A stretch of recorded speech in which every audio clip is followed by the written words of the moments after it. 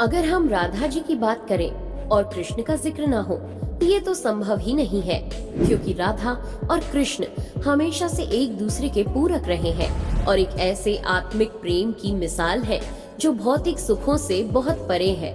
यूं तो राधा कृष्ण का प्रेम अनादिकाल से चला आ रहा है, पर द्वापर युग में जब भगवान नारायण ने कृष्ण रूपी अवतार लिया तो संसार को प्रेम का सही अर्थ समझाने के लिए कृष्ण की ही अंश राधा ने यमुना के निकट रावल ग्राम में वृषभान और कीर्ति के यहाँ राधा रूप में जन्म लिया और जन्म के साथ ही राधा और कृष्ण की प्रेम कहानी शुरू हो जाती है। मगर दोस्तों, ऐसी क्या घटनाएं और स्थिति बन जाती है कि राधा को कृष्ण के विरह का सामना करना पड़ता है और कृष्ण क्यों अपनी प्रिय बांसुरी को तोड़ देते हैं? इन सब सवालों के जवाब हम इस वीडियो में जानेंगे। दोस्तों, कहा जाता है कि राधा जन्म से अंधी थी और स्वर्ग लोक से ये वचन लेकर ही पृथ्वी लोक आई थी कि जब श्री कृष्ण की प्रथम दृष्टि उन पर पड़ेगी तभी वो संपूर्ण जगत को देखेंगी, अन्यथा नहीं।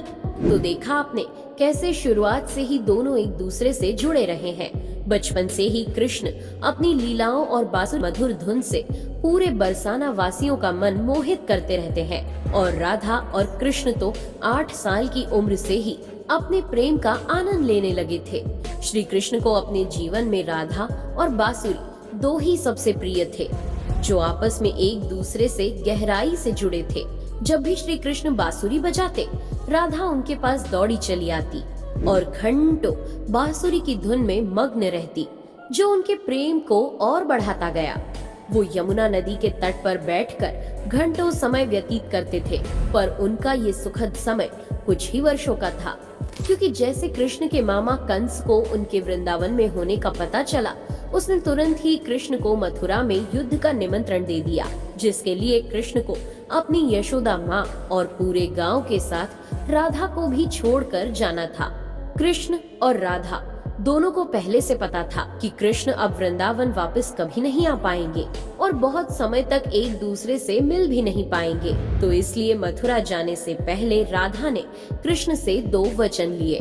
पहला वचन था कि राधा के हृदय में हमेशा केवल कान्हा का वास रहेगा और दूसरे वचन के अनुसार मृत्यु से पहले उन्हें कान्हा के दर्शन होंगे। परंतु इन वचनों को देने के बाद श्री कृष्ण को पता था कि राधा उनके विरह में बहुत विलाप करेंगी, तो राधा हमेशा खुश रहे, इसके लिए श्री कृष्ण ने भी राधा से वचन लिया कि राधा को कृष्ण की याद में अब एक भी अश्रु नहीं बहाना होगा। ये वचन लेने के बाद श्री कृष्ण मथुरा की ओर बढ़ जाते हैं और राधा वृंदावन में ही रह जाती है, जिसके बाद से राधा का वर्णन बहुत कम ही मिलता है।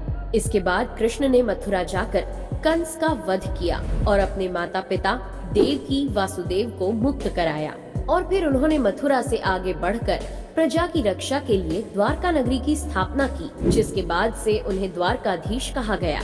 कृष्ण द्वारका में रुक्मिणी और सत्यभामा से भी विवाह करते हैं। साथ ही इनके अलावा भी कृष्ण की 16,108 रानियां थी, जिनमें से रुक्मिणी कृष्ण की सबसे प्रिय पत्नी थी। उन्होंने केवल कृष्ण की छवि को देखकर ही उन्हें अपने मन में बसा लिया था और कृष्ण से विवाह के लिए वो अपने भाई रुक्मी के विरुद्ध भी चली गई थी।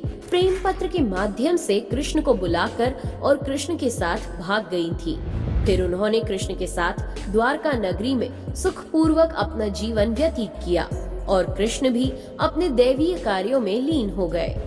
दोस्तों, आजकल तो हम भौतिक विवाह को ही सच्चे प्रेम का माध्यम मानते हैं, पर राधा और कृष्ण तो एक ऐसी मिसाल है जिन्होंने तो कभी विवाह ही नहीं किया, केवल अपने मन और हृदय से एक दूसरे को प्रेम किया और उसी सच्चे प्रेम से एक दूसरे से हमेशा बंधे रहे। दोस्तों, राधा और कृष्ण के प्रेम की बहुत सी अलग अलग कथाएं हैं और उनमें से एक प्रचलित कहानी ये है कि श्री कृष्ण कभी कभी सोते ही राधे श्री राधे बोल पड़ते थे, जो श्री कृष्ण की रानियों को अच्छा नहीं लगता था। तो एक बार रुक्मिणी ने श्री कृष्ण से कहा कि हे प्रभु, प्रेम तो हम सब भी आपसे करते हैं।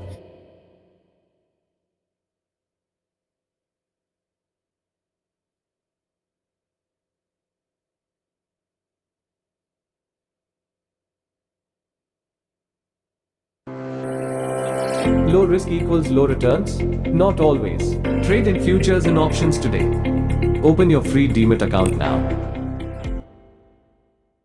पर ऐसा राधा जी में क्या है जो आप सोते हुए भी उन्हें याद करते हैं? तो कृष्ण बोले, तुम एक बार राधा से मिलाओ, फिर तुम्हें खुद ही पता चल जाएगा, और उनके लिए कुछ लेते हुए भी जाना। जिसके बाद रुक्मिणी राधा जी के लिए बहुत गर्म दूध ले जाती है और राधा के महल के द्वार पर पहुंचती है, जहां वो तेज और ओजवान स्त्री को खड़ा देखती है तो उनसे पूछती है कि क्या आप ही राधा हो? तो वो कहती है, नहीं, मैं राधा नहीं, उनकी सेविका हूँ। राधा रानी तो 7 द्वार के अंदर मिलेंगी। तो रुक्मिणी जी 1-2 करके ऐसे सभी द्वारों को पार करती जाती हैं। दोस्तों, जब वो राधा रानी के कक्ष में पहुंचती है तो उन्हें पता चलता है कि राधा कई रातों से कृष्ण नाम जपते हुए जागती रही है और अभी ही उन्हें निद्रा आई है। रुक्मिणी राधा की सखियों से कृष्ण द्वारा मिलने के लिए कहने के बारे में बताती है, तो उतने में ही राधा उठ जाती है और कहती है कि कृष्ण ने आज मुझसे मिलने के लिए किसी को भेजा है। रुक्मिणी आश्चर्यचकित हो जाती है। केवल कृष्ण जी का नाम लेने से राधा जागृत हो गई और उन्हीं के बारे में पूछने लगी। इतना ही नहीं, जब राधा को पता चला कि कृष्ण ने उनके लिए प्रसाद भेजा है, तो वो बिना कुछ सोचे रुक्मिणी से वो गर्म दूध लेके पी जाती है, जिसे देखकर रुक्मिणी हैरान रह जाती है। फिर वो राधा जी से बातें कर वापस आ जाती है। ये सब हो जाने के बाद जब रात्रि के समय रुक्मिणी श्री कृष्ण के पैर दबाती है, तो देखती है कि उनके पैरों में छाले पड़े हुए हैं, जिसे देखकर वो हैरान रह जाती है और पूछती है कि प्रभु, आप कहाँ पैदल गए थे जो आपके पैरों में छाले पड़ गए? तो श्री कृष्ण बोले, आपने गलती से राधा जी को गर्म दूध पिलाया था, जो राधा एक ही बार में पी गई थी, जिससे उनके हृदय में छाले पड़ गए हैं और उनके हृदय में हमेशा मेरे चरण कमल विराजमान रहते हैं, जिससे मेरे पैरों में भी छाले पड़ गए। तब फिर रुक्मिणी को राधा और कृष्ण के प्रेम की पराकाष्ठा का पता चलता है कि प्रेम शरीर से नहीं, आत्मा से होता है, जो हमेशा राधा के हृदय में कृष्ण के चरण कमल के रूप में विराजमान रहता है। एक कथा में आता है कि ब्रह्मा जी ने पृथ्वी लोक आकर वृंदावन में पहले राधा और कृष्ण का विवाह करवाया था, पर इसके बारे में ज्यादा जानकारी नहीं है। राधा भी वृंदावन में कृष्ण की भक्ति के साथ अपना जीवन व्यतीत करने लगती है और कहा जाता है कि यादव पुत्र अभिमन्यु या आयन से उनका विवाह भी हो जाता है। पर अभिमन्यु को महर्षि दधीची का श्राप था कि अगर वो राधा को छुएगा तो भस्म हो जाएगा। इस प्रकार राधा विवाह के पश्चात भी कृष्ण के प्रेम से स्वतंत्रता पूर्वक जुड़ी रहती है। बहुत वर्षों बाद जब राधा अपना वैवाहिक जीवन बहुत अच्छे से निभा लेती है, वो समस्त जिम्मेदारियों से मुक्त हो जाती है, तो फिर वो कृष्ण के पास द्वारका आती है।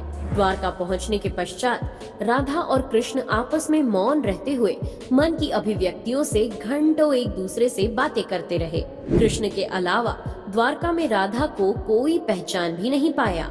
फिर राधा कृष्ण के महल में निवास करने लगी और कृष्ण ने भी उन्हें महल में देविका के रूप में नियुक्त किया, जिससे राधा महल में काम करने के साथ साथ समय मिलने पर कृष्ण की भक्ति और उनसे प्रेम पूर्वक बातें कर सकती थी।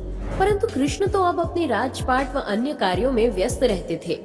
दूसरी ओर राधा अपने पुराने कृष्ण को ही याद करती थी, तो कृष्ण का पुराने दिनों जैसा साथ ना पाकर राधा का मन और अधिक व्याकुल रहने लगा और उन्हें डर सताने लगा कि कृष्ण की जो मनोहर छवि उनके हृदय में है वो कहीं धूमिल ना हो जाए। इसी डर से राधा ने चुपचाप तरीके से राजभवन और द्वारका नगरी भी छोड़ दी। जिसके बाद ऐसे ही कुछ समय और बिताने के बाद जब राधा का अंतिम समय पास आने लगा, तब उन्होंने कृष्ण का स्मरण कर उन्हें अपने वचन की याद दिलाई।